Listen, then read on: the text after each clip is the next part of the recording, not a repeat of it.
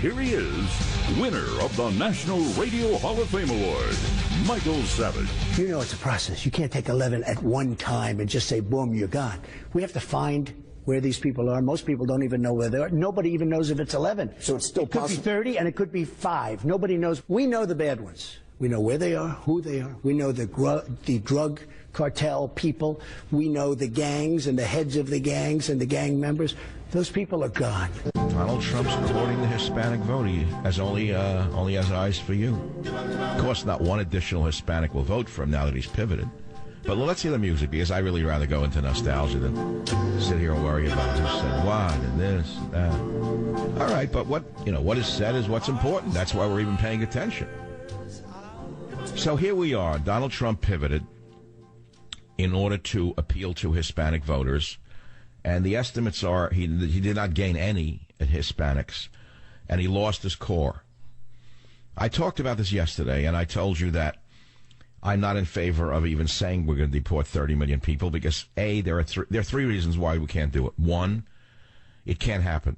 It's impossible to do. You cannot deport 30 million people. It's impossible. It won't happen. But we came up with an alternative plan for getting rid of the people we don't need. For example, 1/3 of the prison population are illegal aliens. They're non-citizens. They are incarcerated. You can begin there. Trump didn't mention that because he didn't talk about it on the Michael Savage show. He talked about it on a show where there's no thinking, where there's no thought. There's just parroting. Well, I originate ideas. I don't parrot ideas. That's number one. So you begin by deporting the 1/3 of prisoners who are illegal aliens. Yesterday, a caller came up with another idea, Mr. Trump. If this should get to you, pay attention to it. You eliminate the H-1B visa. You deport everyone on an H-1B visa going back 5 years. You give them 3 months to leave America.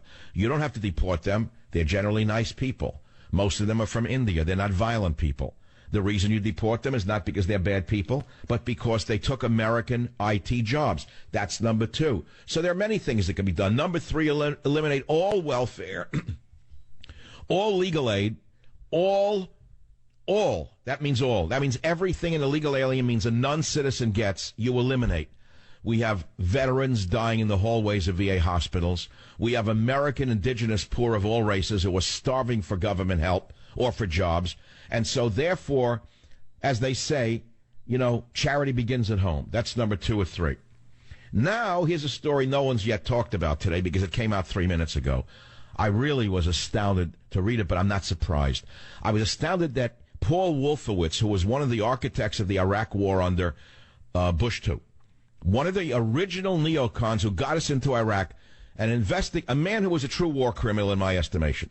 Paul Wolfowitz is a war criminal in my mind for lying to us about weapons of mass destruction, for dragging us into Iraq, for causing the deaths of millions of Iraqis and hundreds of thousands of others, and of course for leaving the dead and wounded along the battlefield.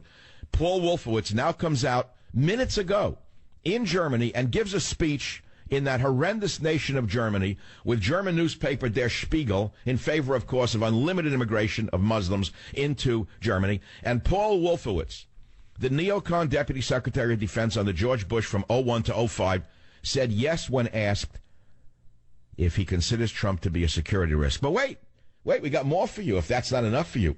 When asked why, Wolfowitz, the war criminal, in my opinion, who was a driving force and top policy architect of the Iraq war criminal, Wolfowitz, war criminal,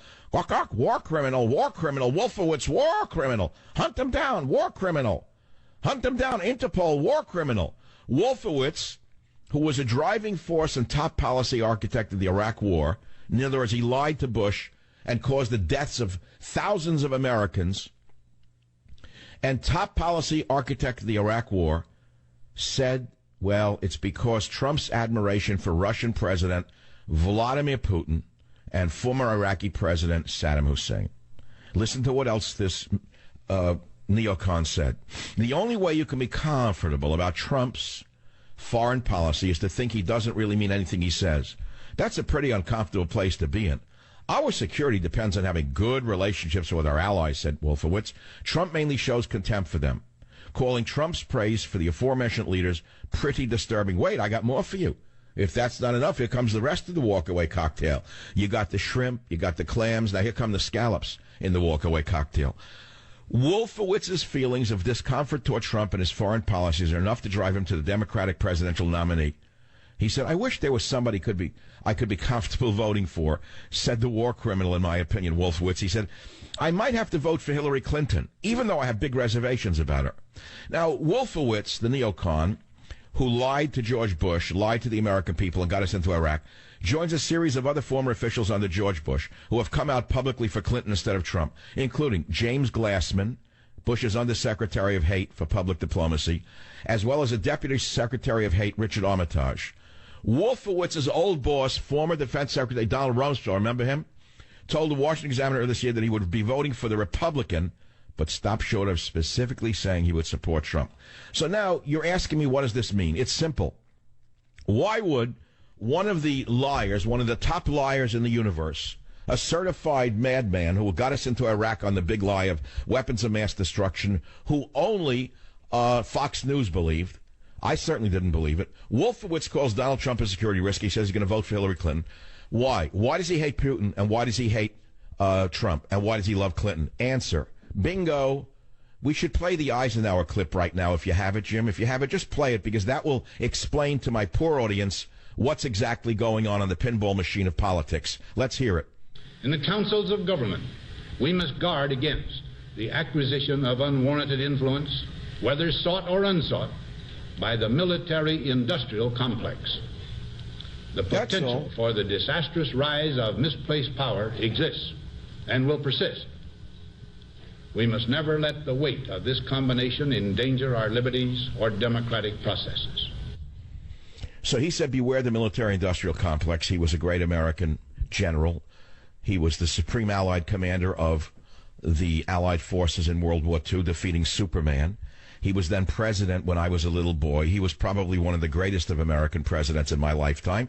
He is one of the people I look up to as an example of a great balanced president who was also a man with military experience, going back to World War I, by the way, fought in World War I. Great man, wonderful man, but he warned us, even though he was a military man, beware the military-industrial complex. And now we wake up and we see a member of the military-industrial complex, through their mouthpiece, Paul Wolfowitz, calling Donald Trump a security risk, saying he's a vote for Hillary Clinton because Trump wants to have peace with Putin, not war. So what does that tell you? It tells you that Wolfowitz is salivating with blood coming out of his gills, waiting for the day Hillary Clinton becomes president so she can steam up the world against Putin and justify spending trillions of dollars on military equipment and possibly go to a limited war with Russia in order to satisfy the greedy animals in the military-industrial complex. This is exactly what I'm talking about.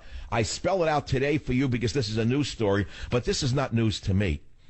And I must say, yes, it's in scorched earth. I warn you about the military-industrial complex.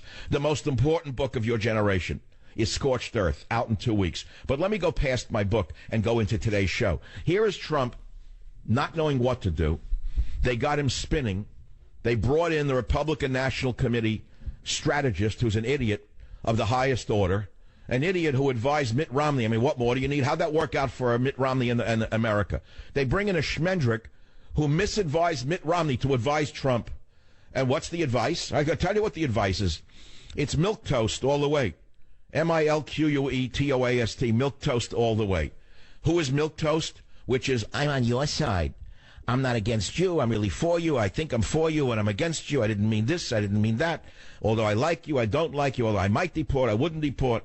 I think you should be deported, but I won't deport. We have to limit the deportation. We don't know how many of you are here, but we don't really mean it. We like it. Hasta la huega, put on the sombrero and sing a song.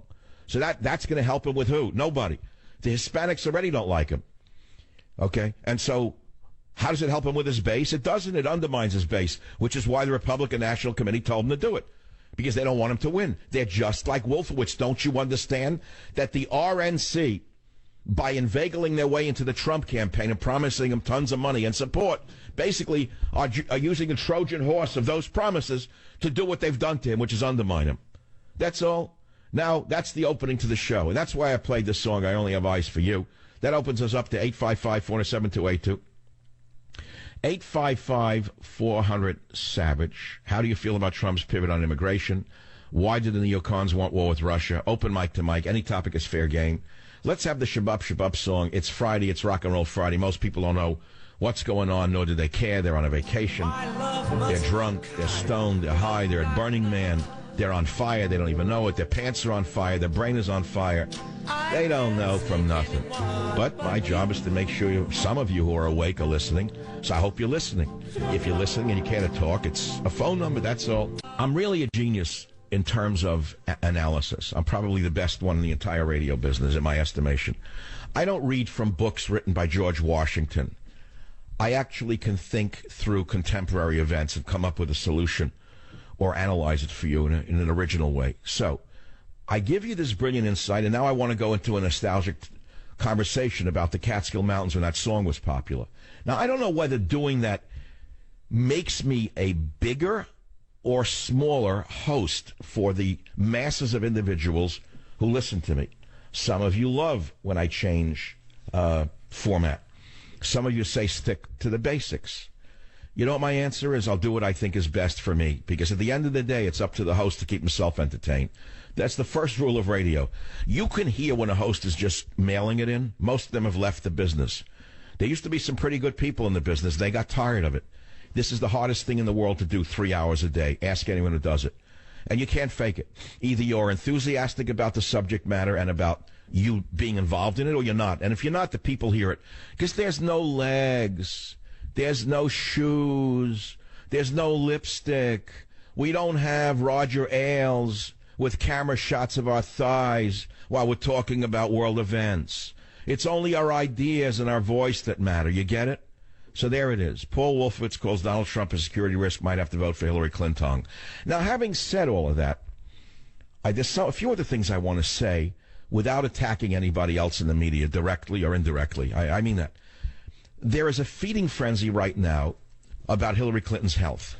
May I tell you that not only is this stupid, but it's actually turning sympathy towards her. Have you heard that anywhere else but here? No. But I listen very carefully, and you know what it's starting to sound like? A group of mean schoolyard bullies beating up on a poor woman. How's that for a Friday Insight? I'm sick of it. I don't want to hear it anymore. I listen to it, and I hear a mean schoolyard pig attacking a woman on her health level. All it's going to do is drive people who might have voted for Republican away from these thugs. You agree with me on that? Of course you do. That's why you're listening to me, the king of talk radio, Michael Savage. I'll be right back. Join the Savage Nation. Call now, 855-400-SAVAGE, 855-400-7282. Savage. The Savage Nation is sponsored by Swiss America, the only company I trust with my financial future. Call 800-289-2646 or SwissAmerica.com. You came along and woo! So I gave you a very dense opening with a multitude of ideas.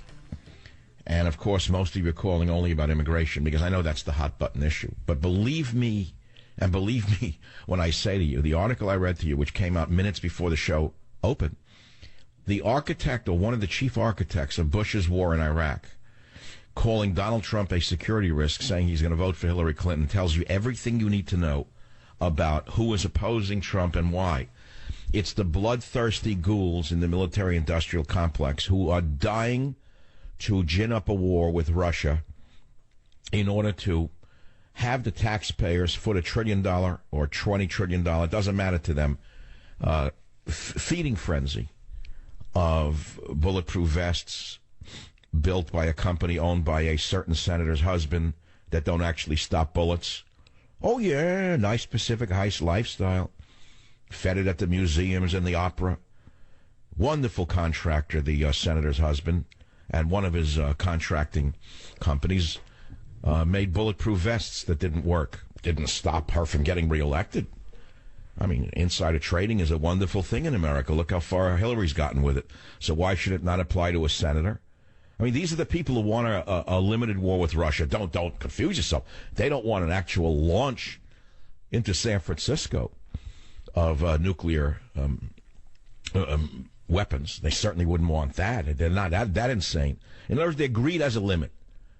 They don't want their own city blown up. But if they have to destroy half the Ukraine, what the heck? If they can make another couple of $1 billion, what's the difference? If 3 million people die, what's the difference to them? And if 1 million Russians die, what do they care?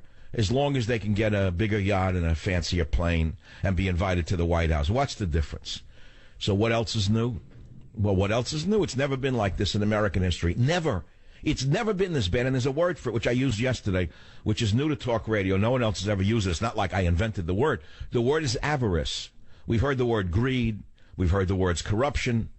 But the word is avarice, and more accurately applies to this kind of sickness that is now pervasive in the American political and, frankly, I'm sorry to say to you, business world. Avariciousness has never been at this level, at least in my lifetime. My lifetime would be, let's say, when I was conscious from the 50s on, which is quite a long time when you think about it. I have never seen a level of avariciousness like this, where the avaricious psychopaths have put puppets into power who do not control their insanity.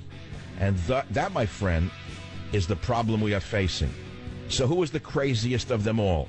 Is it Hillary or Donald? Well, I'll let you figure out who runs the Clinton Foundation for personal gain. The name is not Trump. Join the Savage Nation. Call now, 855-400-SAVAGE, 855-400-7282. Right, I'm back. Playing my little old harmonica. I'm going online to little sites like how to play the harmonica in 4 minutes or less. You can learn anything online. It's awesome. I mean, people who knock the internet are fools. Everything is there. If I want to read about a car I just bought or want to buy. I'm an internet lover because I've always been curious. Think of all the time I save. I don't have to go to libraries. In the old days, I used to have to go to, like, San Francisco to the medical library to get one article. Amazing. But anyway, so here's a new poll. 2/3 of voters want to see Clinton-Trump medical records. All right, fine. I'd like to see talk show hosts' medical records. I am so sick and tired of blowhards screaming about Hillary Clinton's medical woes while they themselves are hiding their own medications and their own medical issues. Why don't we hear about that? I mean, whose medical records do you want exposed? Only theirs? How about yours? And the reason I'm saying is that I'm sick of it. Stop beating her up on the health issue for 2 reasons. 1, because I think you're barking up the wrong tree. And number 2, you're invading her privacy. I'll tell you the truth. You want to see the medical records? I even said, okay, fine. Anyone running for office should expose their medical records. In fact, for years now, I've said I want to see a drug test for everyone in office. I like them to pee in a cup like you have to do. You take a job, as the smallest job in a corporate world, you pee in a cup to see if you're on drugs. If you're, let's say, a deli man in a supermarket, and you're working for a chain, you have to pee in a cup. So why shouldn't a U.S. congressman or senator have to pee in a cup? Well, I want to know what drugs they're on. Might explain their behavior, right? So having said that, I think the same should be true for everyone in the media. That would be me, Stephanopoulos, Wolf Blitzer. I want to see everyone's medical records. And I'll tell you, if anyone accepts this challenge, I will post my medical records online. Because guess what? I got nothing to hide. I am on no medication. Do you know that? I am proud to tell you I am on no medication. I have no medical issues. Well, I have a few medical issues, but everyone does. I mean, underlying, if you looked at the, if you look at a mummy from ancient Egypt, you'd be shocked to find out that they had medical issues, even in ancient Egypt, like heart disease. You say, how's that possible? There was no McDonald's in ancient Egypt. How could a mummy show heart disease from thousands of years ago? Well, because it's endemic in the human condition. It's part of the human condition. Is heart disease, cancer, whatever. But I'm saying to you, before you start screaming, I want to see everyone's medical records, okay, all of us in the media who are really part of the government in our own way, when you think about it, even though we're outside the government pointing fingers at them, we're sort of the, you know, they used to call it a shadow government. Those of us in talk radio who have this inordinate power of a large audience that listens to us, and make no mistake about it, we influence an awful lot of people. You'd be a fool not to think that. And so we're really part of the public trust. In that regard, we got to be careful who we point fingers at and what we're demanding. I agree. I mean, don't you agree with that, Jim? I mean, we're demanding what? Her health records? Fine. Let's see his too. But then I want to expose all talk show hosts' health records. I want to know what drugs they're on. I want to know what diseases that they're harboring, which might explain their viewpoints, because then we might have some quality here. And also the same with liberals. I want to know what they're hiding. But you're never going to see that, so leave her alone already with the health. Why don't you just stick to her politics instead of her health? 2/3 of voters want to see Clinton-Trump medical records. Okay, great. Terrific. 9% increase in May when 50, because it was made an issue. And we see her with the stool. And then the picture with the catheter with the pants. I get it. The catheter bump. Now, it's a tough question because you're afraid, well, okay, what if she's sick and she becomes president, can't conduct herself? Then he takes over, God forbid. Then it's a secret way to get him back into the White House for 8 more years? How many interns can there be around the world who are dying to work for him? But nevertheless, it's not a laughing matter. Okay, so, all right, so you could say, let's see the health records. But I wouldn't limit it to them. I would want every senator, Harry Reid, Dianne Feinstein, Barbara Boxer, not picking them in a particular reason. Barbara Mikulski, I'd like to see our medical records. I'd like to see Charles Schumer's medical records. Pick any senator or congressman that you think is a little bizarre and say you want to see their medical records. Is that what you really want? The Consult survey question 2,102. Registered voters on August 23 and 24. The results have blah, blah, blah.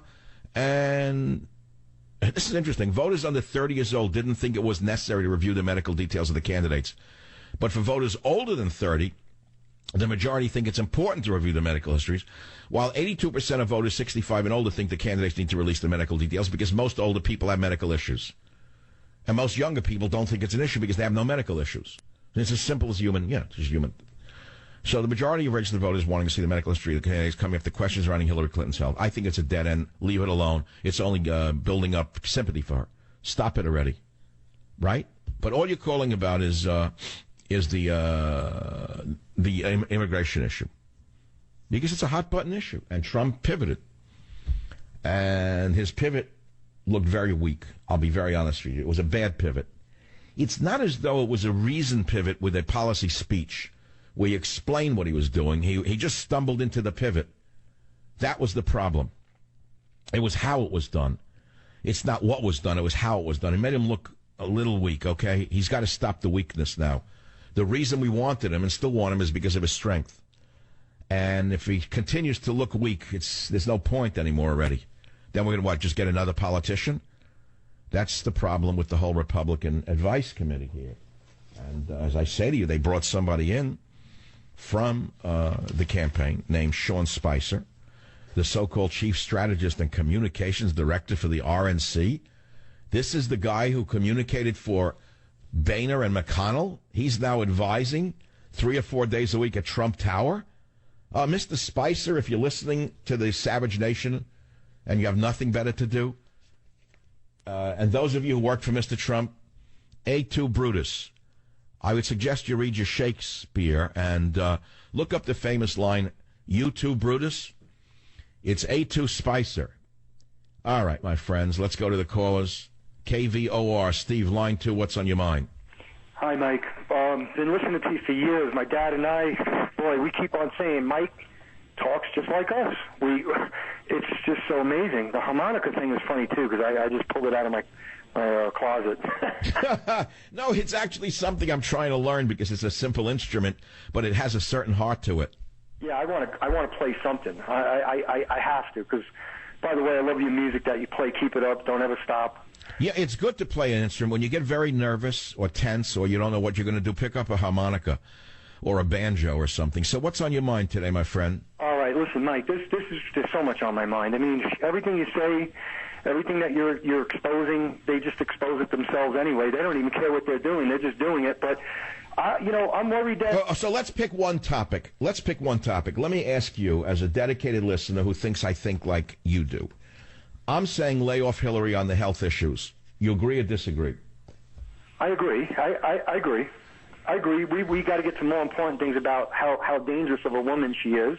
Yes, that's right. And leave her alone on the health because it's only going to alienate people who are not sure which way to go. They're going to say they're picking on a woman. That's my position on it. It's a deflection. I mean, there's so many other things that we need to know. I'm worried about if Trump wins, either one of them wins, if there's chaos already.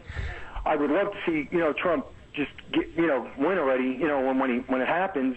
But if he gets in, I can't see how the American people can accept this fraud as a president. I don't see how Americans will accept this. Well, they've accepted a fraud for the last 8 years who gets away with virtual murder. Yes. So what's any different with her? What, Obama's not an example of a fraud who gets away with murder? Exactly. Exactly. The man wins a Nobel Peace Prize for being himself a day after he's a president or 2 months after he's president, and then he starts killing people abroad with the Tomahawk missiles, with drones rather, and no one says a word. Everything's the opposite of peace. Yeah, well, okay. In 1984, war is peace, hate is love. I get it. All right, listen, I'm sending you a copy of Scorched Earth for you. And is your father still alive? Yes, he's a veteran. No, is he still living, though? Yep. Good, good. Enjoy your father while you have him. That's all, because after he's gone, you're going to pick up the phone and think you can call him and he's not there. That's what goes on when your parent dies. It's like you get so used to them in your life, you feel they're always going to be there. For years after my mother went to heaven, I used to pick up the phone to try to call her. Would you believe it?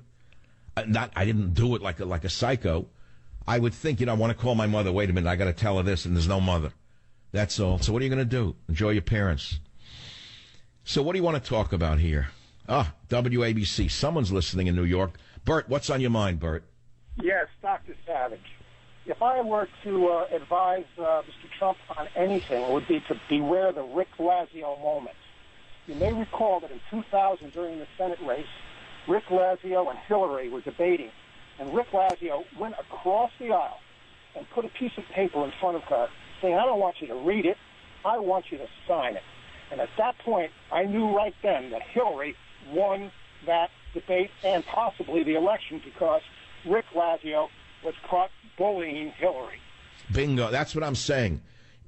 All of this talk in conservative talk radio about her health is bullying. That's right. It looks just like thuggish guys in a schoolyard pushing around a woman. Right. You never do that to a woman. Even if it's... No. You see, this is not an ordinary candidate. She's got the woman thing going for her, and so you can't approach her the same way you would another male. And so the rules are a little different. And whether you want them to be or not, they are different. And so to fall into the trap of hammering her on health issues is a huge mistake. That would be my advice. But they don't listen to me at the Trump campaign headquarters. They don't care about the primary base that got them where they are at this point. Yes, they'll come on the show once in a while to tell you they do, but they're already moving toward the general election where they think they have to appeal to the wide masses. What they don't understand is that's what destroyed Romney. That's right. So beware the Rick Lazio moment, Mr. Trump.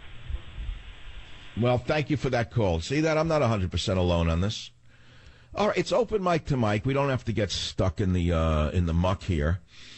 We have some other very good pieces. Here is Hillary Clinton, again banging the war drums with Vladimir Putin, who she's made into the bête noire, as the French would say. She has created a beast. She's made him the bad boy. She's made him the most evil man on the earth.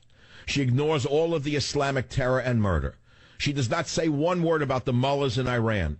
Instead, she picks on our natural ally against radical Islam on a daily basis, wanting what? What Wolfowitz wants her to do? Of course. They want war with Russia.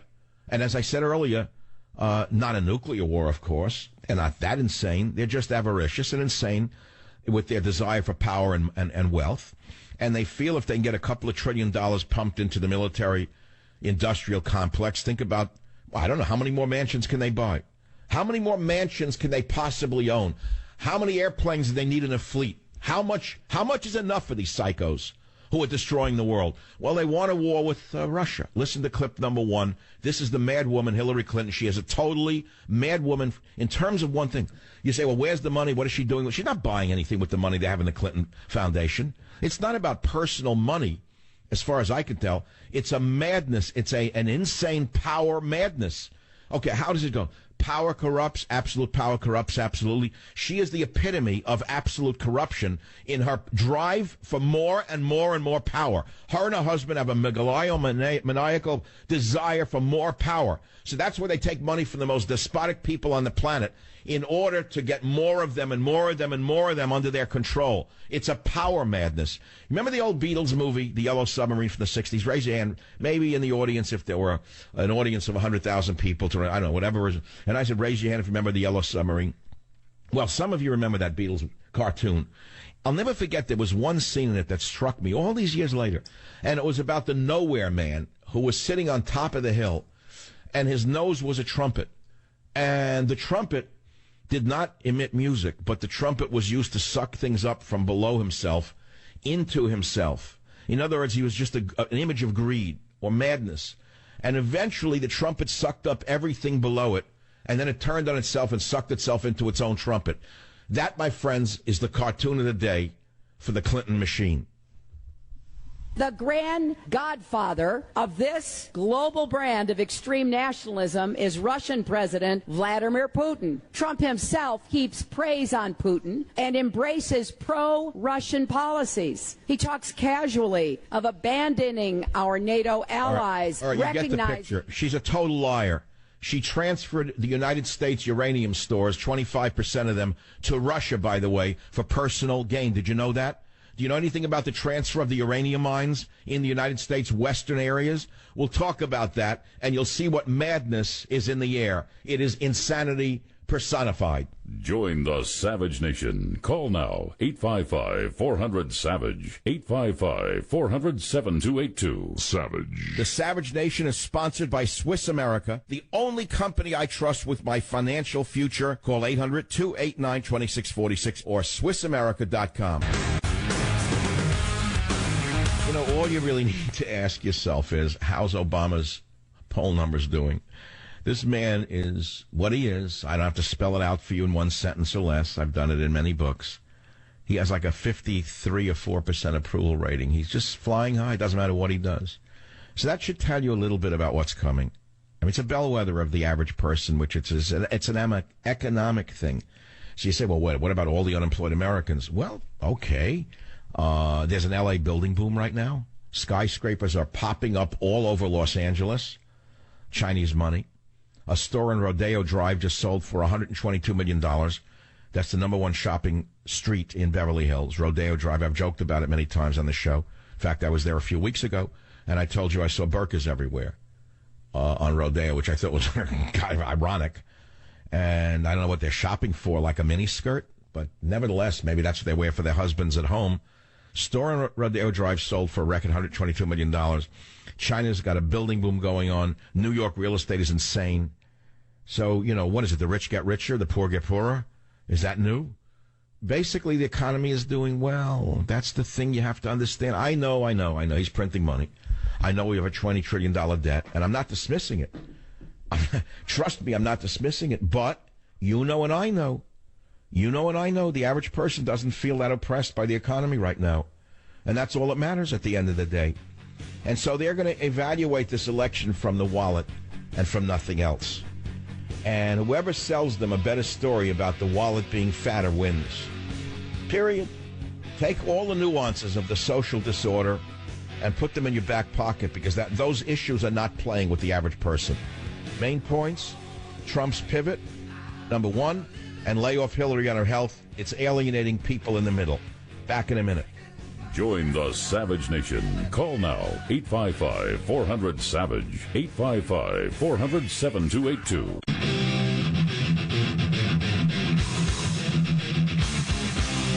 Warning. The Savage Nation contains adult language, adult content, psychological nudity. Listener discretion is advised.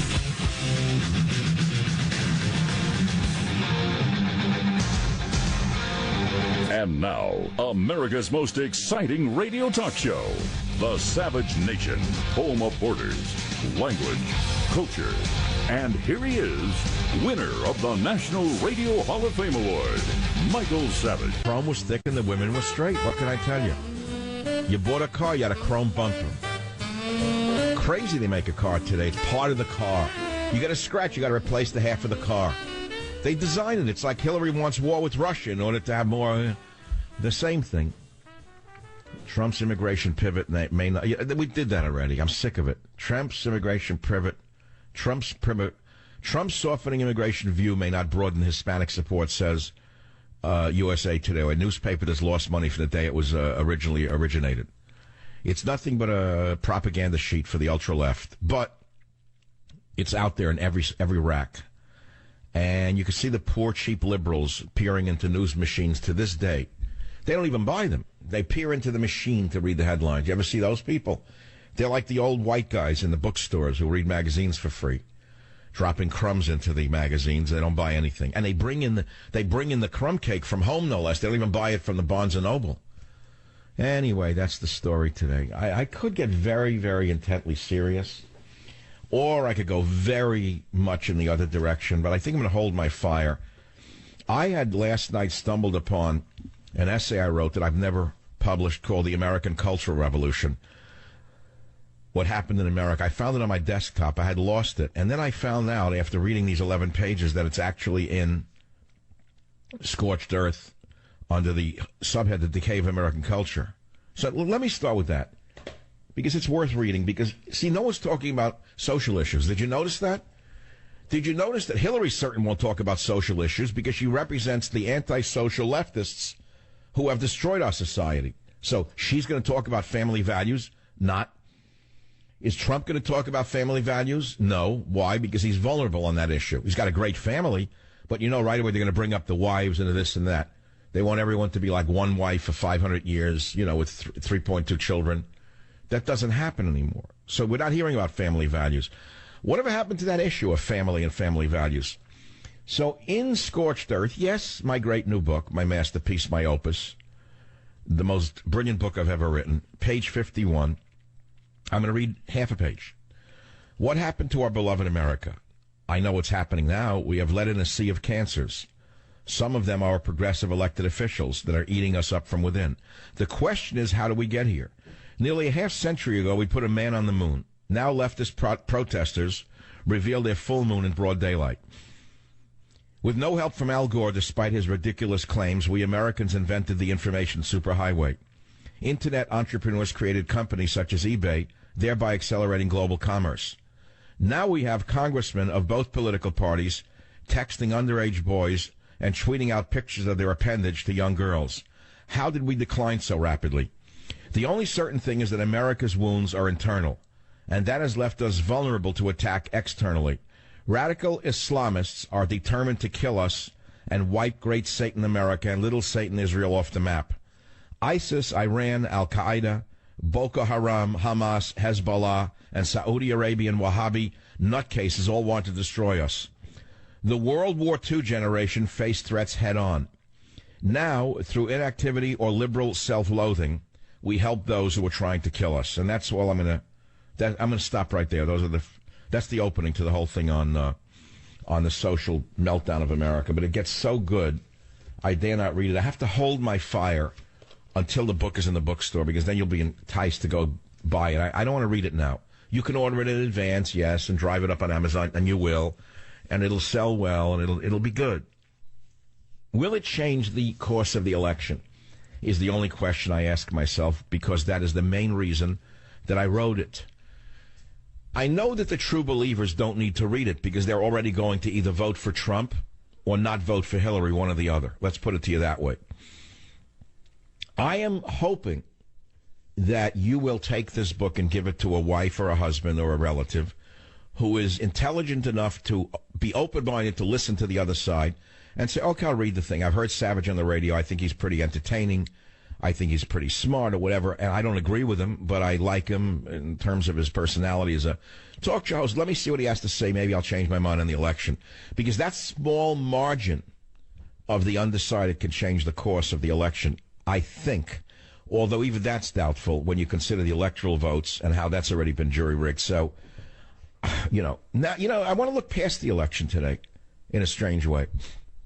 In the last hour, I said leave Hillary alone on the health issue, because it's only alienating people who are starting to have sympathy for her, because it looks like she's being bullied. And I also said that all of the loudmouths who were attacking her on her health ought to also disclose their health records, what drugs they're on, etc. And that's everybody in radio. I'm willing to do it. If others would do it, I'll publish my health records online. I'm not on any medication. I take one 325 milligram aspirin every night. It's like a sleeping pill for me. I am saturated with ascorbic acid, vitamin E, zinc citrate. I don't want to read my vitamin list, but I do take mega doses of vitamins, and I have for 40 years, which is why I'm living. In addition to all of the other things I do. I'm just telling you. I mean, it's like clarity. That's why my mind is clear. Friends 30 years ago didn't know why I didn't look older than I did. They didn't understand it. It's like one day I'm going to wake up and I'm going to be Methuselah. That's how it's going to be. I'll look like an ancient Chinese in a bad kung fu movie. I'll look like 130, but it didn't happen yet. Well, one day I'm going to wake up and it's going to be like that, or I won't wake up at all. But still, and all, I'm trying to tell you, I'm willing to expose my medical records publicly if everyone else in radio and television will do so, especially those who are harping on Hillary to do so and Trump to do so. I would love it. I would like that. I think every congressman and senator should tell us what medications they're on, or at least pee in a cup, because it would explain half of their behavior. When I watch Senate hearings and I see some of the conversations that go on, and I hear the monotones and I hear the dead voices, I'm sure they're drugged. I'm convinced that they're drug addicts, and they don't want you to know that they're on medication, which explains why what they're doing is what they're doing, why they attack American mores, why they attack America, why they won't say Islam or Islamic terrorism, why they want open borders. They're like robots. They're robotic. So that's one topic. The other topic is the insanity of attacking Russia on a daily basis by the Democrat slime machine, because there's only one thing that can end up with that, which is a war. And the losers in that one will be the American boys, who will be on the front lines, and they will not be from New York's Upper East Side. They will not be coming from the Soros family. They will not be fighting in the war, if you get the drift. You get the picture? They will not be coming from this. There will be no Captain Soros out there on the battlefield with Russia. Let's put it to you that way. There will be no Captain Clinton on the front lines with Russia.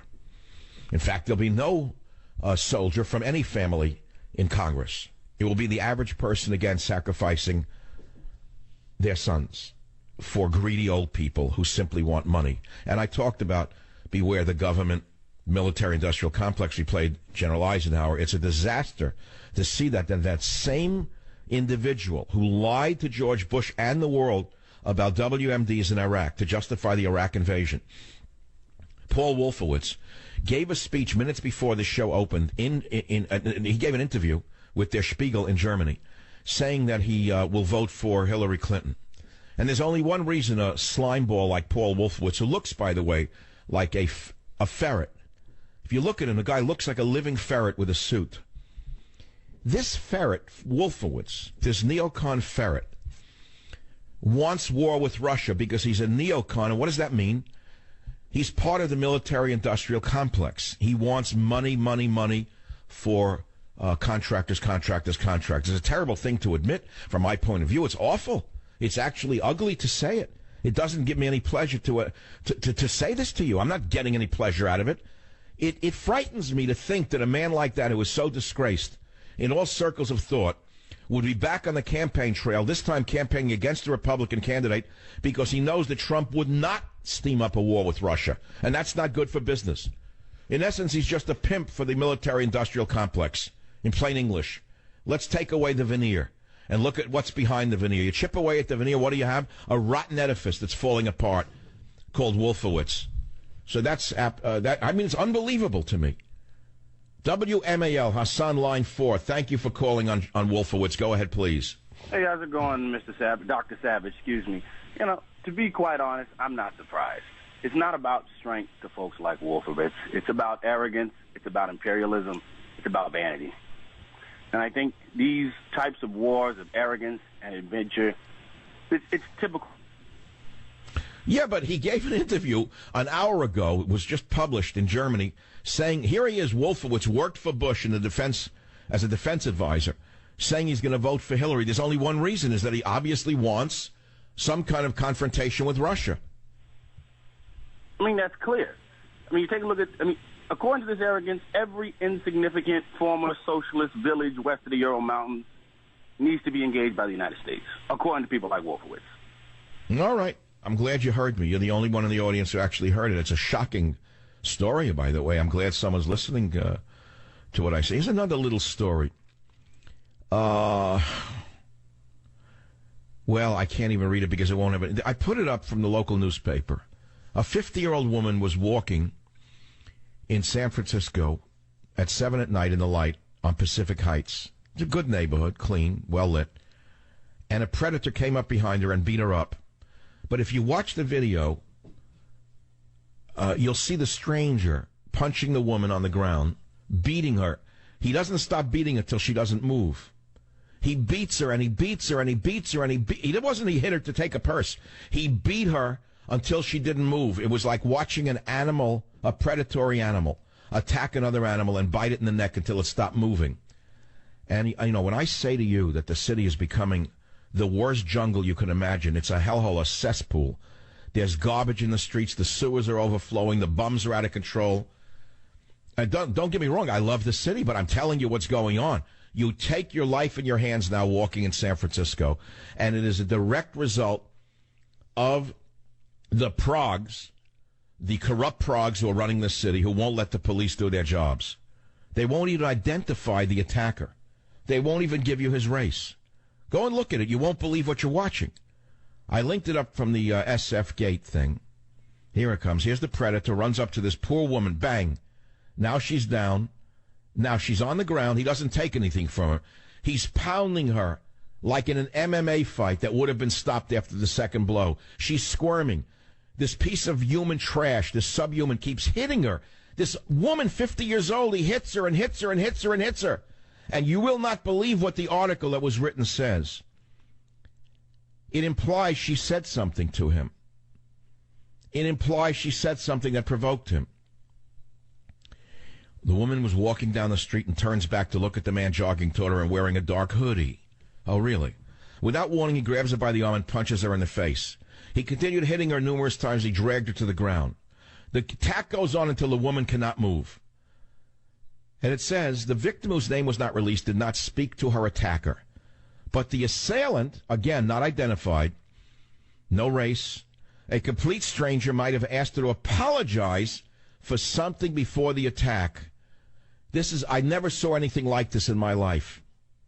That a newspaper would go this low as to blame a woman who was almost killed by a piece of subhuman trash. And then they say, listen to this. Anyone who recognizes the suspect and calls San Francisco police, they don't even identify what the suspect looked like. No age, no height, no race. I'm surprised that they're even allowed to say it was a man. Because in San Francisco, if you identify a suspect as a man, you may be offending people simply by identifying him by his sex.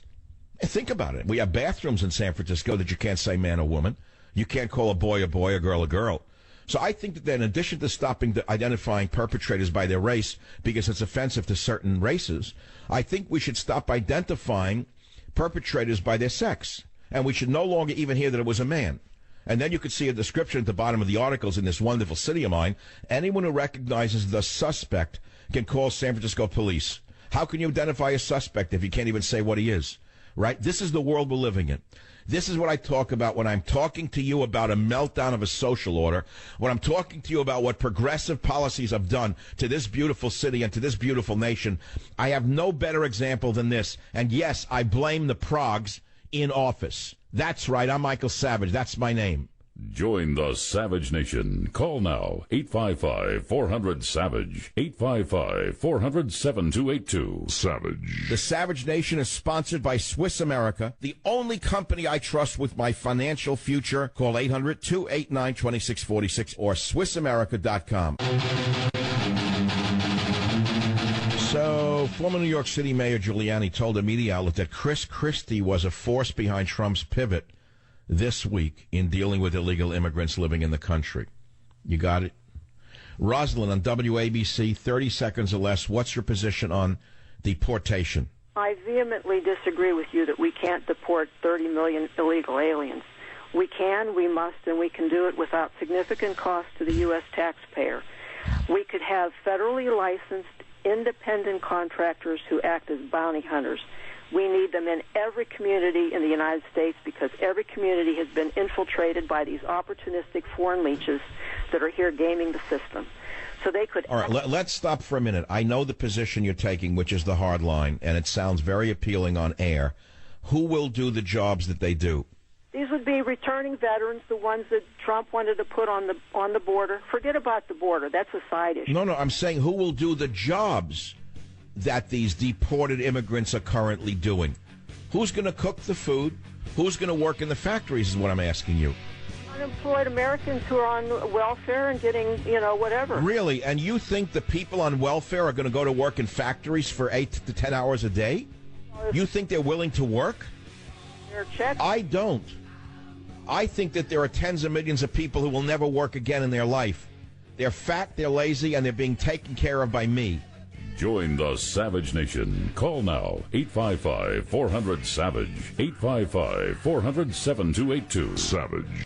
George W. Bush's Iraq war architect, Wolfowitz, says he will likely vote for Clinton.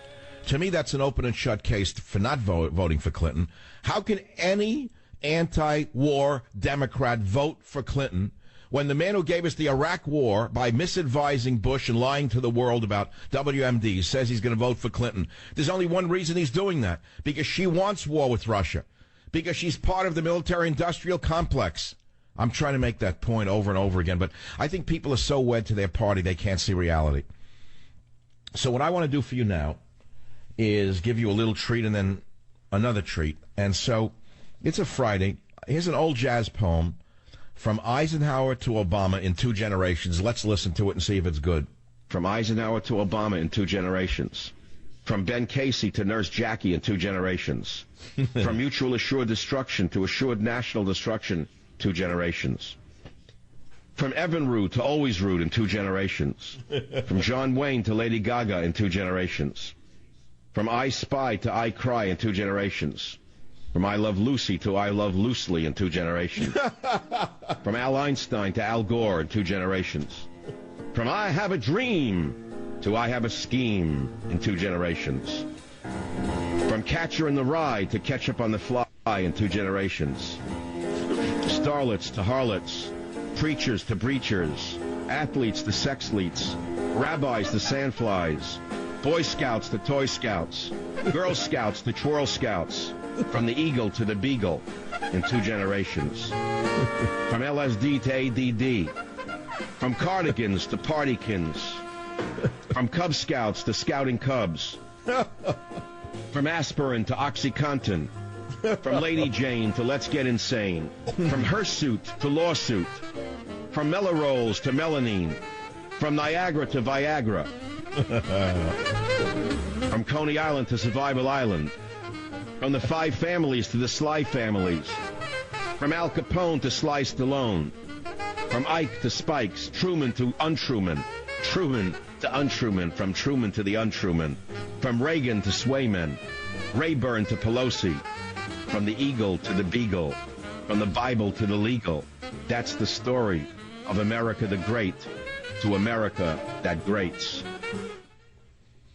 That's pretty good. From Eisenhower to Obama in 2 generations, done a number of years ago. I thought I would play it for you just for the heck of it, for those of you who are such loyal listeners that you listen every day and you listen relentlessly to all the show. You don't know what you're going to get.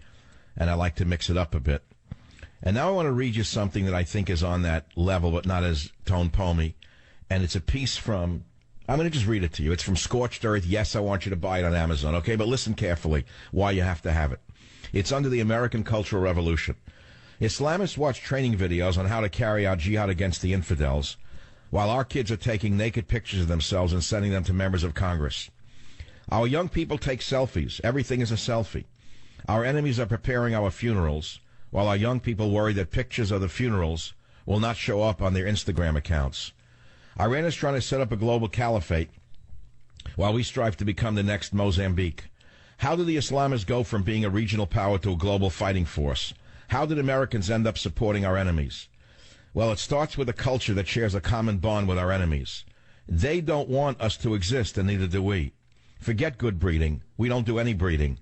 Islamists have 14 children apiece, so losing 7 children to homicide bombings is a drop in the bucket.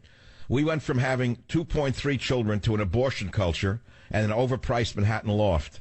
A 3-bedroom family house is a waste when there is no family. Islamists ban birth control and turn their women into baby jihad factories. We have feminists demanding a life of free sex with unlimited trips to the abortion clinic. Most people would never connect abortion to radical Islam, but you're smarter than most people. That's why you're reading Scorched Earth. Start with the numbers. There are 1.2 billion Muslims in the world. America has at last count 320 million people. With so many illegals, it is tough to get an accurate count. There are roughly 4 times as many Muslims as Americans. They keep adding to their ranks, and we keep importing illegals because our own people eliminate their babies. At this rate, we will go the way of Europistan. Italy even has had a declining birth rate in recent years. Europe is finished. They refuse to reproduce while Islamist women keep churning out the next generation of Islamists. At least some Americans are still having children. Unfortunately, many of those children spend their formative years being taught how to surrender. The emasculation of American boys is one step short of suicide. Muslims are living in patriarchal societies, while American boys are being emasculated. Schoolyards used to be filled with kids at recess playing games like Kill the Guy with the Ball. Nobody died. We played Smear the Queer. Nobody sued anybody. Boys played with G.I. Joes and girls played with dolls. Kids played freeze tag without a single incident of sexual harassment. Cartoons were filled with violence. Bugs Bunny tied the gun in a knot, and Elmer Fudd's gun went kaboom, covering his own head in black soot. Wile E. Cody chased the Roadrunner and fell off his death. We as children knew not to try and jump off the roof. Teenage boys watched Rocky and Bambo. Then we came home without trying to kill anybody. We did not need liberals to tell us the difference between pretend and real. Our parents handle that. Now schools across the country are canceling gym class. Even rock, paper, scissors is too violent. Rocks and scissors could be used by children to harm each other. Paper requires murdering trees. It's no wonder Islamists produce strapping young men, while America produces sensitive crybabies. Muslim children are taught in madrasas how to kill the infidels and the blasphemers. American boys are suspended from school for arranging their school lunch vegetables in the shape of a gun. Perhaps it's good they get suspended. Michelle Obama is starving our children anyway. Pizza, burgers, fries are replaced with gluten-free, calorie-free, flavor-free garbage that the kids throw away. Then they race home and grab a hamburger because growing boys want more than an apple slice and a fiber protein bar. During World War II, young boys volunteered to go overseas to save the world. The Korean War had Colonel David Hackworth teaching our young military how best to kill a commie from Ami. Now American kids on college campuses retreat to their safe spaces to escape from potential microaggressions. Islamists cut off heads and limbs, and our young boys shriek at the drop of a microaggression. When I watch movies from the 1950s, I see an America that was bold, daring, macho, unafraid, and proud of itself. When I look at America today, I see obviously something else. This is because a very small band of radical, fanatical leftists seized every aspect of the media and every avenue of government imaginable. They're not the majority, and they don't speak for the people. They are a small band of political deviants. They are political deviants in a statistical sense, in a political sense, and in a social sense. This small band of deviants in government and in the media have wrecked the United States of America and turned us into a nation of almost slaves. They turned the grandchildren of the greatest generation into jellyfish. It is easy to blame the 1960s flower power and other inanimate objects. It takes a village of people to destroy a child. They need to be called out by name. Hillary Clinton and even Barack Obama are just symptoms of a much bigger disease. And I can go on. It's from Scorched Earth. It's really very good writing, and I know you're going to love reading this book, and I know you're going to want to capture what I'm saying in the printed world. And, again, it is in Scorched Earth. So I think I'll read for one more minute. I can't read the entire chapter. But the reason I'm reading this on the American Cultural Revolution from my forthcoming Scorched Earth is because apparently social values are not part of this campaign. It's come down to almost idiotic issues, such as Hillary's alleged health problems. But what we're living through right now as part of the disease of the Cultural Revolution started right around the time Barry was born. This Cultural Revolution was begun by Allen Ginsberg, Timothy Leary, and I would say Bella Abzug. This was a group that you could never find in hell itself to do more damage to a nation. They were all such silk-smooth salesmen. One pushed rampant sex with animals. Another one pushed rampant drug use, mainly LSD. The other one, God knows what he pushed. There was also a lawyer involved, William Kunstler. Abzug was a feminist who once said, "The establishment is made up of little men very frightened." Of course they are frightened. Long before fire-breathing dragon ladies Hillary Clinton and Debbie Wasserman Schultz set about castrating the entire male gender, Helen Thomas and Bella Abzug existed. Thomas was more of an Islamist than a feminist. Her demands that Jews be expelled from the Middle East and return to Europe made her more of a jihadist than a bra burner. As the self-titled Dean of the White House Press Corps, Helen Thomas was able to traffic in Jew hatred by intimidating American men. She intimidated male journalists so she could then intimidate presidents. Helen the Hideous had nothing on bellicose Bella. Abzug never missed an opportunity to praise murderous regimes while bashing America. She once thundered that, quote, imperfect though it may be, the Beijing Platform for Action is the strongest statement of consensus on women's equality, empowerment, and justice ever produced by governments. That was in 1995, only 75 years after Americans ratified the 19th Amendment, giving women the right to vote. Meanwhile, China's one-child policy resulted in plenty of girls never being born.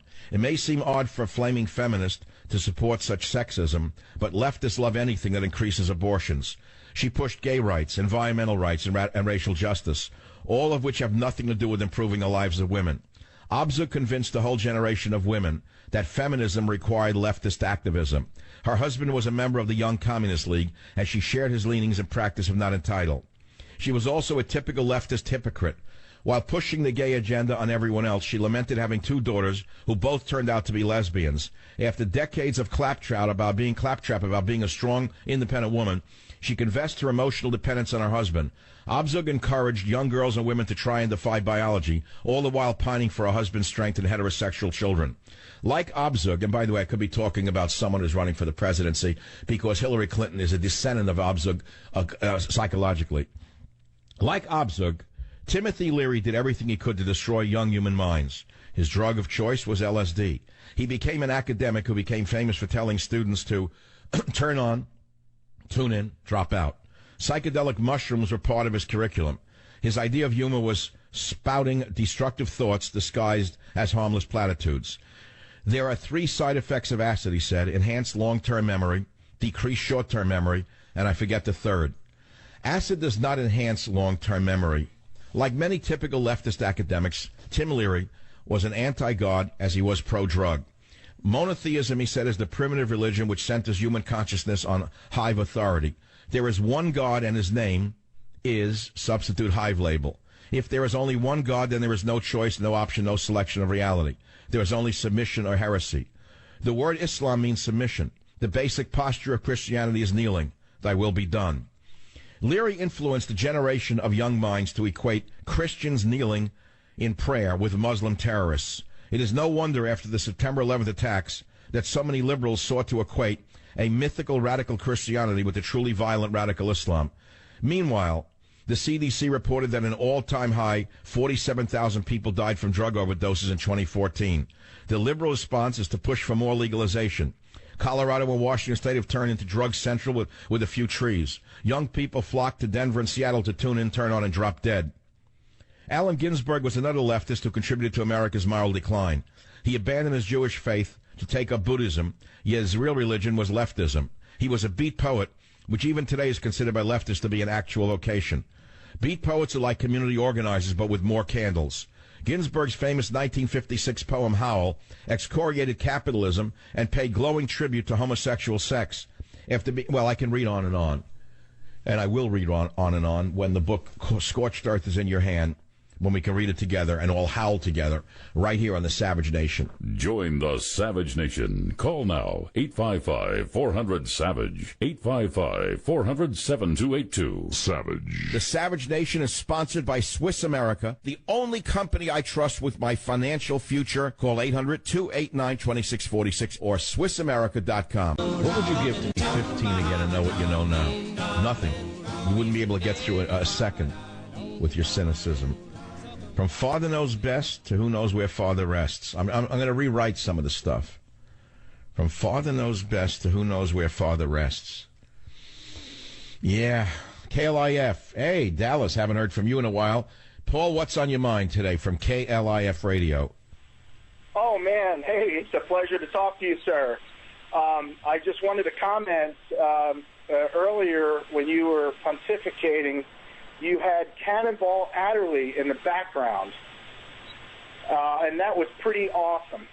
And I wanted to ask you, and I'll hang up after I ask the question, and, you know, it's like I said, it's a pleasure. If you big guys like Ken Nordine or... All right, thank you for the call.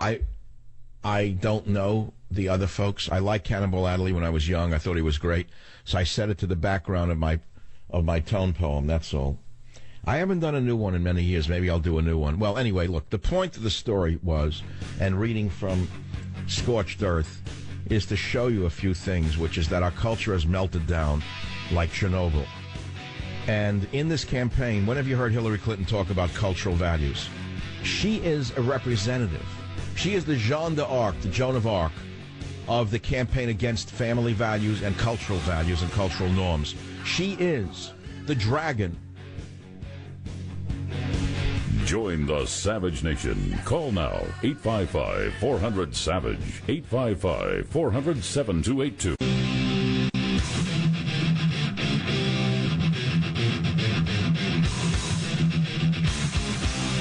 Warning, the Savage Nation contains adult language, adult content, psychological nudity. Listener discretion is advised.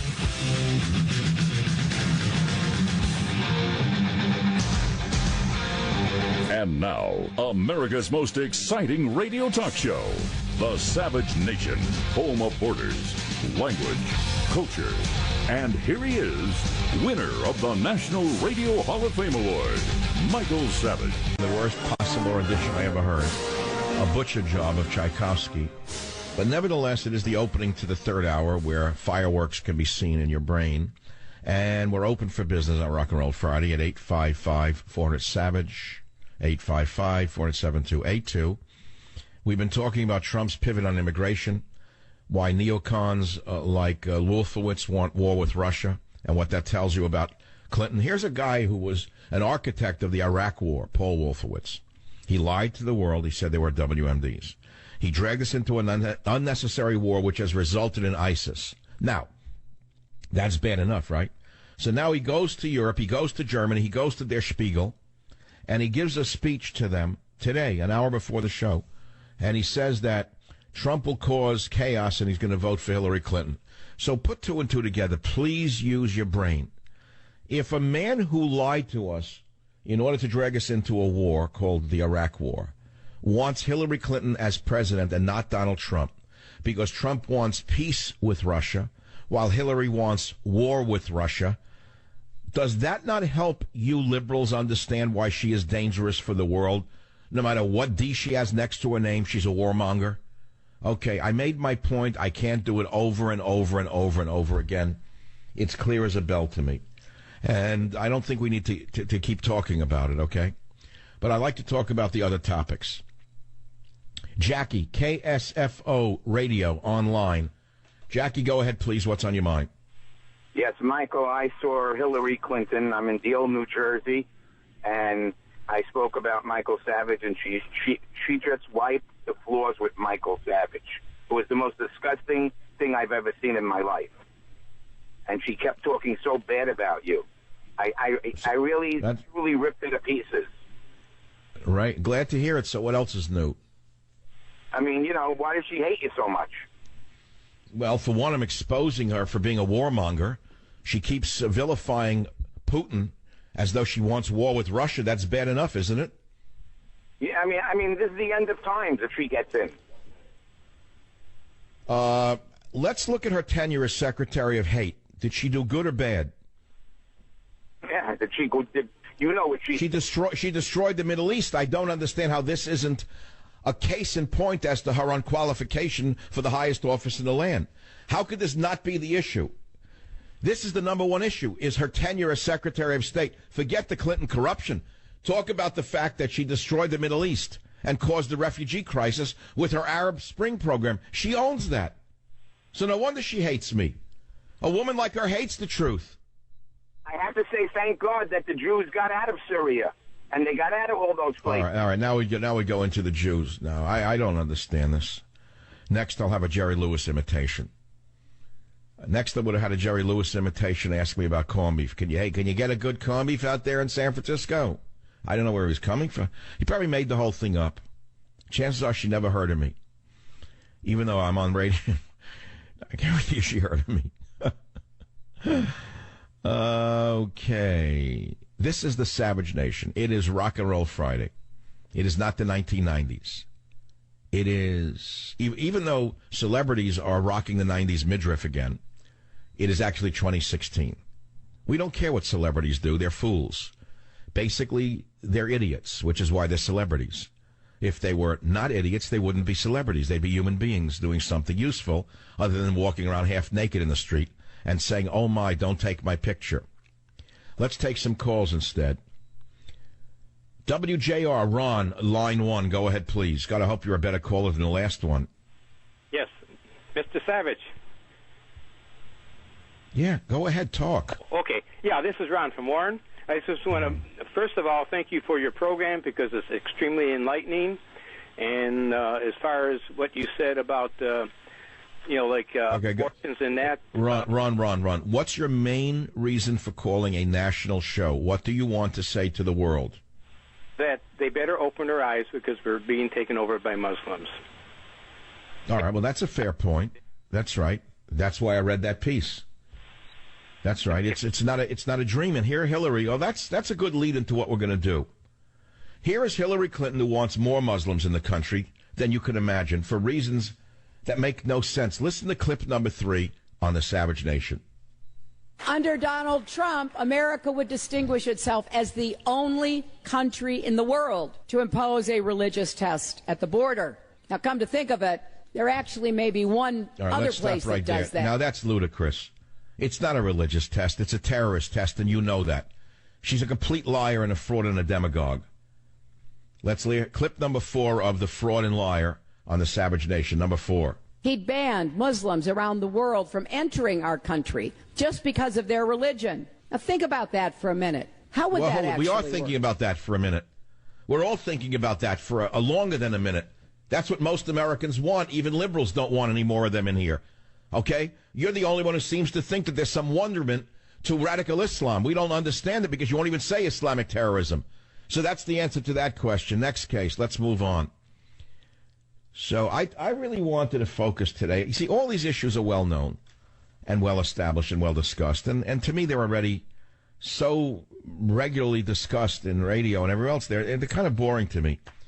I wanted to focus today on the American cultural meltdown and what happened to America, which is in scorched earth. And I know it's too far in advance of publication to read it. I hope you'll be enticed and you'll go to Amazon and you'll buy the book so you have it before anyone else. You probably get it before the bookstores. But I do want to hold my fire for when the book is in the stores so I can ask you to be my Savage Army, as you've been in the past, and go out and clean out the bookshelves. And you will do it. Okay, I know that. But let me read a few snippets because I think that maybe by reading this, Donald Trump just might be advised to start talking about social and cultural issues and not get trapped by Clinton into ignoring them entirely. So here's a page from Scorched Earth. During World War II, I write, Hollywood was patriotic. Jimmy Stewart was a war hero. American movies accurately portrayed America as the good guys. Cartoons featuring Bugs Bunny mocked Adolf Hitler. Hollywood is now run by ardent progs. The few pro-American movies out there have to be privately financed to get made. Look at television. There used to be shows with respected father figures, such as Father Knows Best. In the 1970s, we even had Good Times, where John Amos was a strong black father figure. Then came Dad as Clown. From The Cosby Show to Everybody Loves Raymond, the father was reduced to a punchline. The mother was the adult, and the father was just another child for the mother to contend with. It is no wonder boys are growing up emasculated. The left has wiped out the father as a respected figure. The left has long owned the big 3 television stations, but one of them has turned their entire programming into leftist indoctrination. NBC owns more than the communist-leaning MSNBC. The parent company has done plenty of indoctrinating on its own. Climate change used to be the domain of a few crackpots. Now every night kids are bombarded with the more you know ads that are far from innocuous. Little kids are scared to death that the climate change boogeyman is hiding under their bed, preparing to leap up and drown them in acid rain. In 2004, Americans overwhelmingly supported gay marriage bans. Those ballot measures defending traditional marriage played a key role in President George W. Bush's re-election. The public supported traditional marriage. Then, the television networks intervened. Ordinary people in middle America were portrayed as outside the mainstream. By the time the Supreme Court legalized gay marriage, the public opinion had already shifted. Young people were almost lockstep in favor of gay marriage. The television carpet bombing of their minds worked. In addition to the entertainment industry, libs seized control of the schools.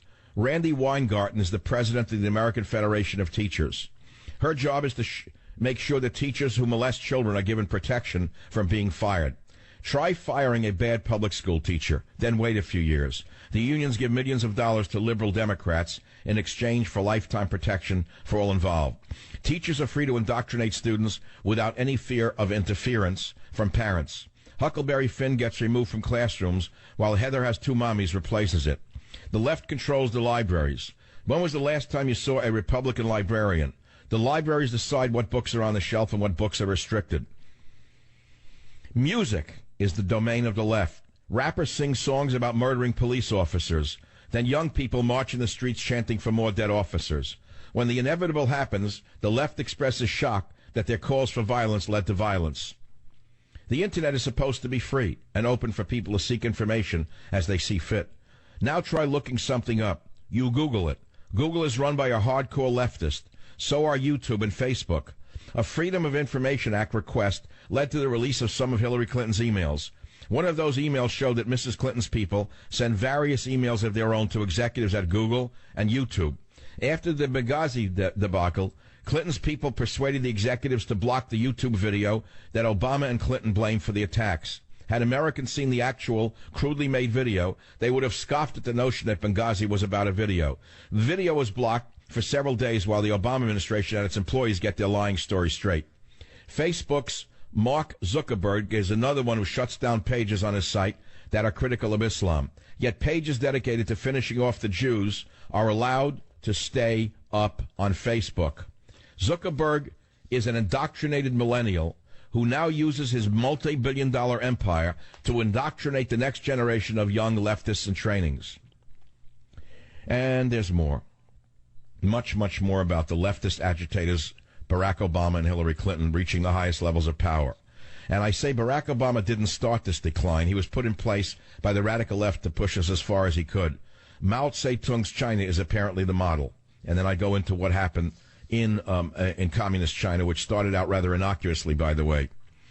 So let me conclude on this cultural chapter from Scorched Earth with the ending of it, because it's all about Hillary and the dangers that we face from her. Funded by George the Evil Soros, Barry Obama and Hillary have been grooming the next group of Marxist socialist justice warriors. Black Lives Matter, Code Pink, Occupy Wall Street, and every other violent leftist group is a direct consequence of Gramsci's model being applied to the most vulnerable among us, our children. While our indoctrinated young leftist radicals are tearing America down, our Islamist enemies are building their armies up. Our kids are curled up in the fetal position in their safe spaces, hiding from climate change monsters.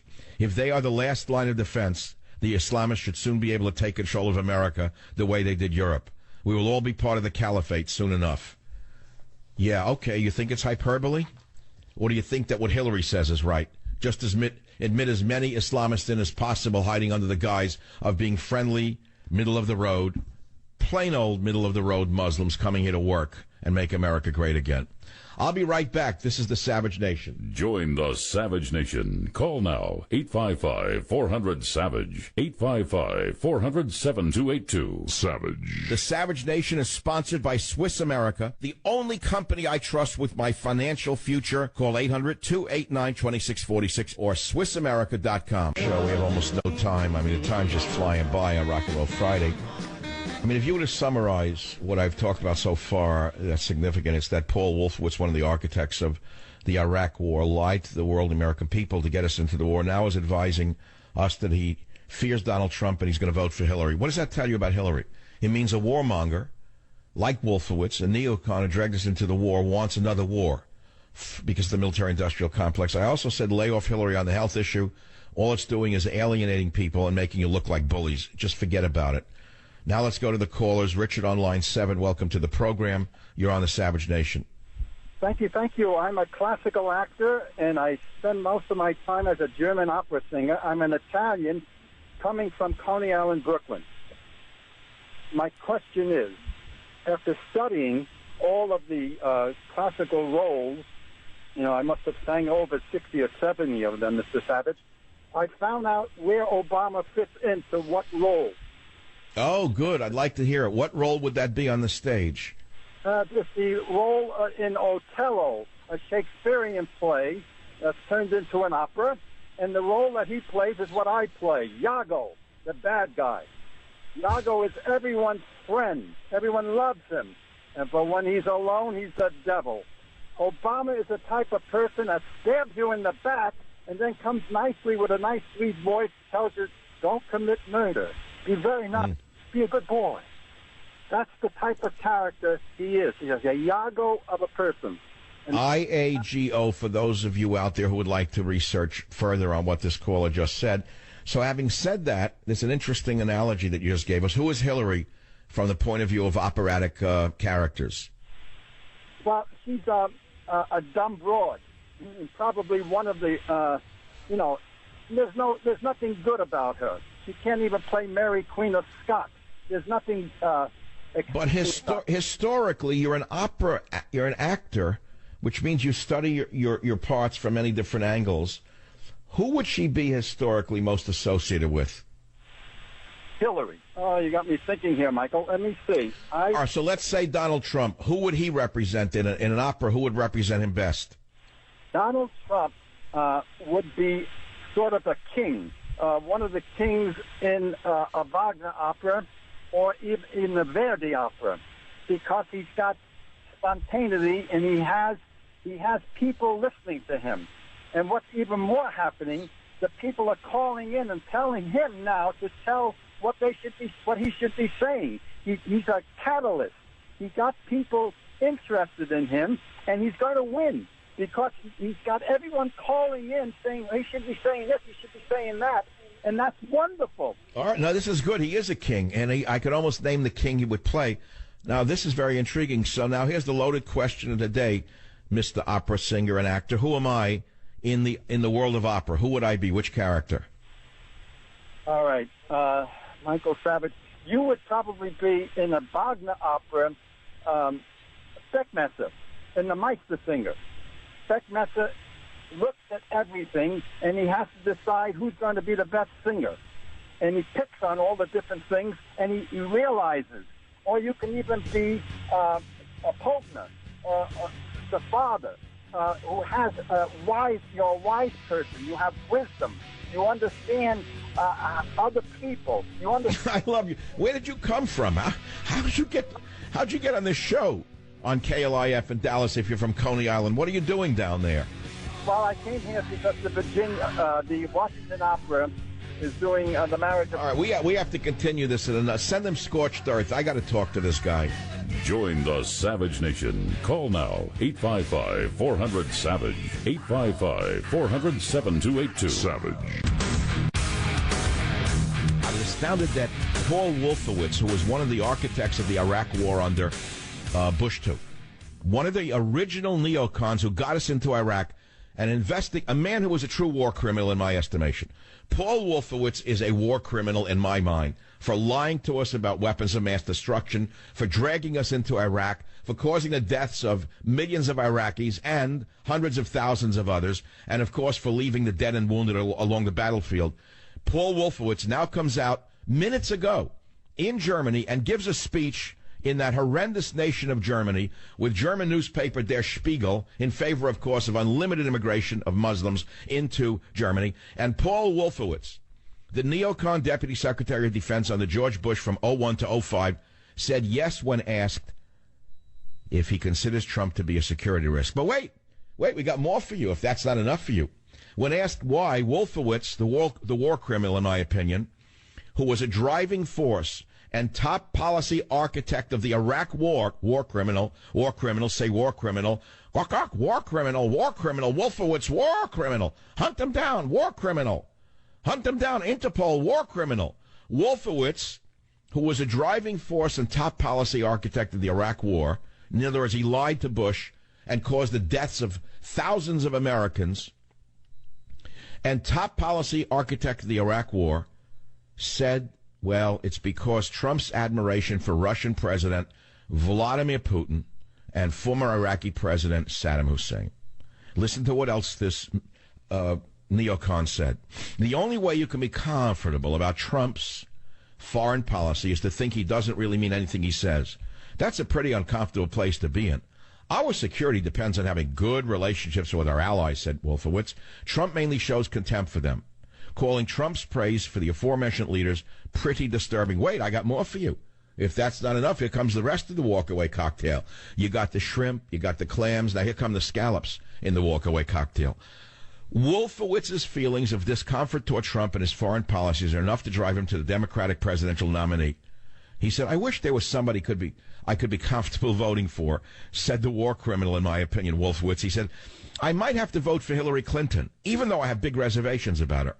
Now, Wolfowitz, the neocon, who lied to George Bush, lied to the American people, and got us into Iraq, joins a series of other former officials under George Bush who have come out publicly for Clinton instead of Trump, including James Glassman, Bush's Undersecretary of Hate for Public Diplomacy, as well as a Deputy Secretary of Hate, Richard Armitage. Wolfowitz's old boss, former Defense Secretary Donald Rumsfeld, remember him? Told the Washington Examiner this year that he would be voting for the Republican, but stopped short of specifically saying he would support Trump. So now you're asking me, what does this mean? It's simple. Why would one of the liars, one of the top liars in the universe, a certified madman who got us into Iraq on the big lie of weapons of mass destruction, who only Fox News believed, I certainly didn't believe it. Wolfowitz calls Donald Trump a security risk. He says he's going to vote for Hillary Clinton. Why? Why does he hate Putin? And why does he hate Trump? And why does he love Clinton? Answer. Bingo. We should play the Eisenhower clip right now if you have it, Jim. If you have it, just play it, because that will explain to my poor audience what's exactly going on the pinball machine of politics. Let's hear it. In the councils of government, we must guard against the acquisition of unwarranted influence, whether sought or unsought, by the military-industrial complex. That's the all. Potential for the disastrous rise of misplaced power exists and will persist. We must never let the weight of this combination endanger our liberties or democratic processes. So he said, beware the military-industrial complex. He was a great American general. He was the supreme Allied commander of the Allied forces in World War II, defeating Superman. He was then president when I was a little boy. He was probably one of the greatest of American presidents in my lifetime. He is one of the people I look up to as an example of a great balanced president who was also a man with military experience, going back to World War I, by the way, fought in World War I. Great man, wonderful man, but he warned us, even though he was a military man, beware the military-industrial complex. And now we wake up and we see a member of the military-industrial complex, through their mouthpiece, Paul Wolfowitz, calling Donald Trump a security risk, saying he's a vote for Hillary Clinton because Trump wants to have peace with Putin, not war. So what does that tell you? It tells you that Wolfowitz is salivating with blood coming out of his gills, waiting for the day Hillary Clinton becomes president so she can steam up the world against Putin and justify spending trillions of dollars on military equipment and possibly go to a limited war with Russia in order to satisfy the greedy animals in the military-industrial complex. This is exactly what I'm talking about. And I must say, yes, it's in scorched earth. I warn you about the military-industrial complex. The most important book of your generation is Scorched Earth, out in 2 weeks. But let me go past my book and go into today's show. Here is Trump not knowing what to do. They got him spinning. They brought in the Republican National Committee strategist, who's an idiot of the highest order, an idiot who advised Mitt Romney. I mean, what more do you need? How'd that work out for Mitt Romney and America? They bring in a Schmendrick who misadvised Mitt Romney to advise Trump. And what's the advice? I can tell you what the advice is. It's milquetoast all the way. milquetoast, milquetoast all the way. Who is milquetoast? Which is, I'm on your side. I'm not against you. I'm really for you. I think I'm for you, and I'm against you. I didn't mean this. I didn't mean that. Although I like you, I don't like you. Although I might deport, I wouldn't deport. I think you should be deported, but I won't deport. We have to limit the deportation. We don't know how many of you are here, but we don't really mean it. We like it. Hasta la huega, put on the sombrero and sing a song. So that's going to help him with who? Nobody. The Hispanics already don't like him. Okay? And so how does it help him with his base? It doesn't. It undermines his base, which is why the Republican National Committee told him to do it. because they don't want him to win. They're just like Wolfowitz. Don't you understand that the RNC, by inveigling their way into the Trump campaign and promising him tons of money and support, basically are using the Trojan horse of those promises to do what they've done to him, which is undermine him. That's all. And, of course, most of you are calling only about immigration because I know that's the hot-button issue. But believe me, and believe me when I say to you, the article I read to you, which came out minutes before the show opened, the architect or one of the chief architects of Bush's war in Iraq, calling Donald Trump a security risk, saying he's going to vote for Hillary Clinton, tells you everything you need to know about who is opposing Trump and why. It's the bloodthirsty ghouls in the military-industrial complex who are dying to gin up a war with Russia in order to have the taxpayers foot $1 trillion or $20 trillion, doesn't matter to them, feeding frenzy of bulletproof vests built by a company owned by a certain senator's husband that don't actually stop bullets. Oh, yeah, nice Pacific Heights lifestyle. Fed it at the museums and the opera. Wonderful contractor, the senator's husband.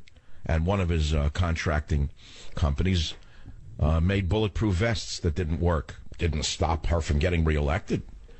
I mean, insider trading is a wonderful thing in America. Look how far Hillary's gotten with it. So why should it not apply to a senator? I mean, these are the people who want a limited war with Russia. Don't confuse yourself.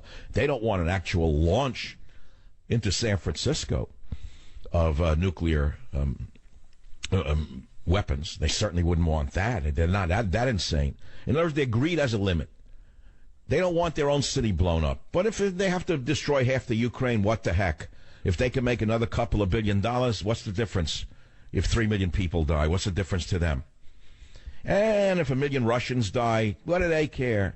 As long as they can get a bigger yacht and a fancier plane and be invited to the White House. What's the difference? So what else is new? Well, what else is new? It's never been like this in American history. Never. It's never been this bad. And there's a word for it, which I used yesterday, which is new to talk radio. No one else has ever used it. It's not like I invented the word. The word is avarice. We've heard the word greed. We've heard the words corruption. But the word is avarice, and more accurately applies to this kind of sickness that is now pervasive in the American political and, frankly, I'm sorry to say to you, business world. Avariciousness has never been at this level, at least in my lifetime. My lifetime would be, let's say, when I was conscious from the 50s on, which is quite a long time when you think about it. I have never seen a level of avariciousness like this, where the avaricious psychopaths have put puppets into power who do not control their insanity. And that, my friend, is the problem we are facing. So who is the craziest of them all? Is it Hillary or Donald? Well, I'll let you figure out who runs the Clinton Foundation for personal gain. The name is not Trump.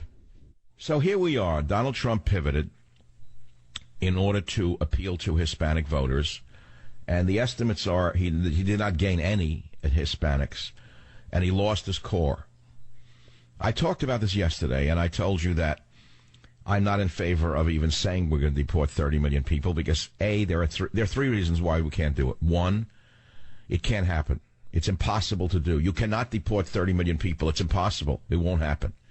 But we came up with an alternative plan for getting rid of the people we don't need. For example, 1/3 of the prison population are illegal aliens. They're non-citizens. They are incarcerated. You can begin there. Trump didn't mention that because he didn't talk about it on the Michael Savage show.